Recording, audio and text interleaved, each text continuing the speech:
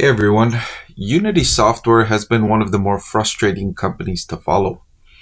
On the one hand, the company has one of the best game development softwares out there, and on the other hand, they've failed to execute on some of their advantages, causing several self-inflicted wounds.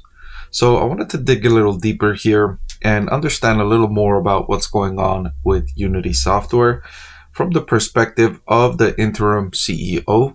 And so let's get a little more insight here into Unity. I want to thank the Motley Fool for sponsoring this video.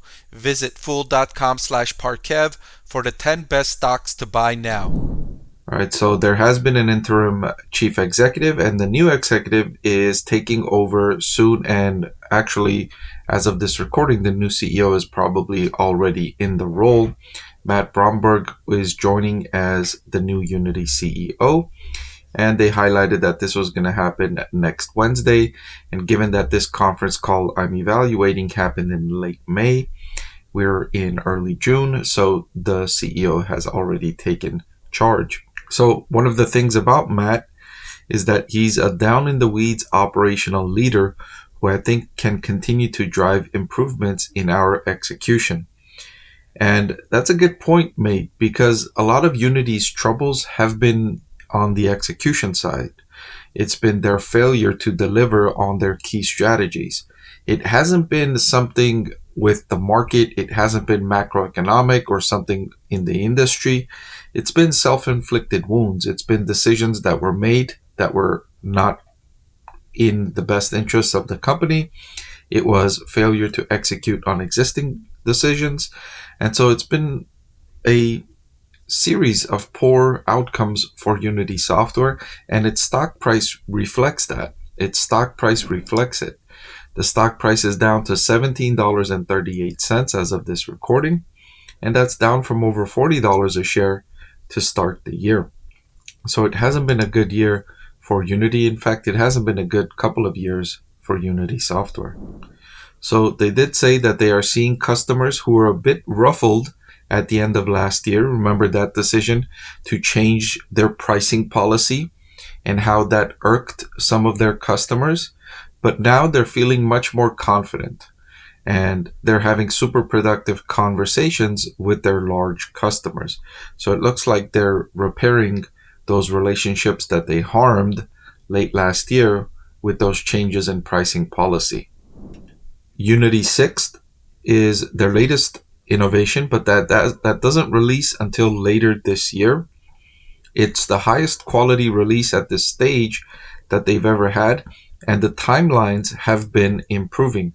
So they thought it was going to complete at a certain date, but it looks like it's going to finish sooner. They're not necessarily saying they're going to bring in the release date, but they are confident that they're going to be able to at least hit the deadlines, if not make the deadlines even sooner. Also, they talked about their interventions they're doing on the data and analytics side on the monetization business. This is where they've had a lot of difficulties. This is one of the reasons they made that acquisition of ironSource, to try and help plug the holes they had on the monetization side of the platform. So obviously those have not yet manifested in the numbers, but they've done a lot of work and they feel confident it's coming along as they had hoped. So in discussing their latest quarterly results, their CFO said that they delivered in line with their expectations on strategic revenue, which was up 2%. The Create side of the business grew strategic revenue by 17%, with core subscriptions up 13%. And if you compare like for their net income, it improved close to 100 million year over year. So great progress on profitability as we continue to drive revenue growth. Right. So on that part of the business, which they're choosing to focus on now, performance was good. But the issue was that they had to exit a whole part of their business because it wasn't turning out as they had planned. So they're telling you that their strategic revenue was up, but if you look at total revenue for the business, that did not do as well. So they talk about that here, and they say that they achieved this while successfully completing a very large and complex cost and portfolio reset. They changed a lot. And customer engagement with the engine and retention rates are healthy. The industry part of the business continues to be the fastest growing business. Remember, its software is not just for gaming.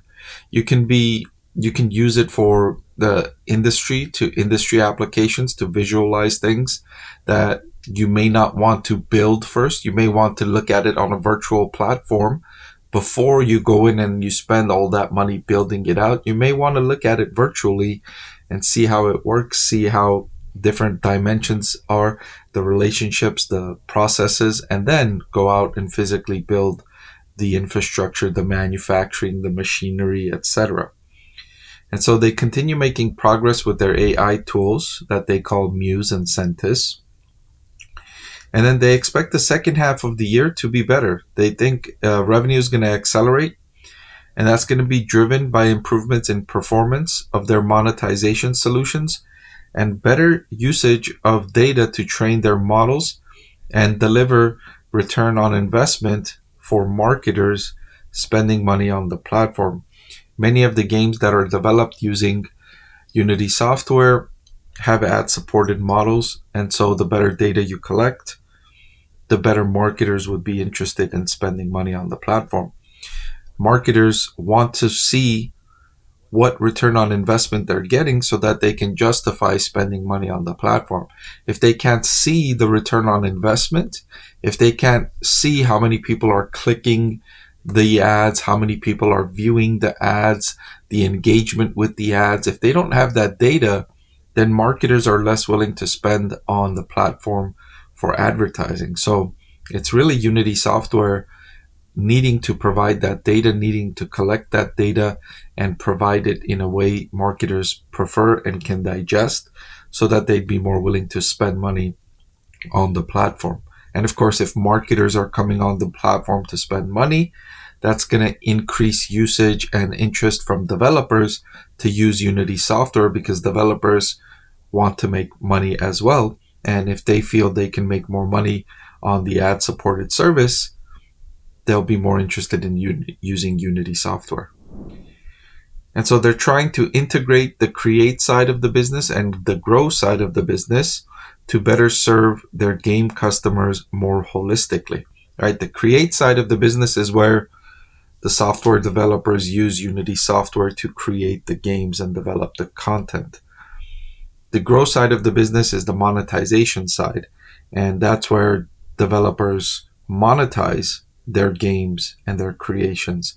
And so if you want to get more engagement with the create side, if you want developers to use your software to create more often, if you want to gain a greater market share within the developer community, you want to provide a robust monetization side of the business. You want to provide them robust opportunities to monetize, and that will create more interest in using your platform. So interesting to see here what Unity software is working on. New CEO coming in, hopefully better execution from this company. The stock price is down significantly off their highs. I recently reported on Unity software and their latest quarterly results, highlighting the disappointing results from the company. And it's good to see that they're working to make improvements. Did you know that over 90% of the people that watch my channel are not subscribed? It'll really help support my channel if you hit that subscribe button. And oh, by the way, one of the benefits of being subscribed is that I take requests from subscribers more often than I do from non-subscribers. So if you prefer that benefit, please subscribe to the channel.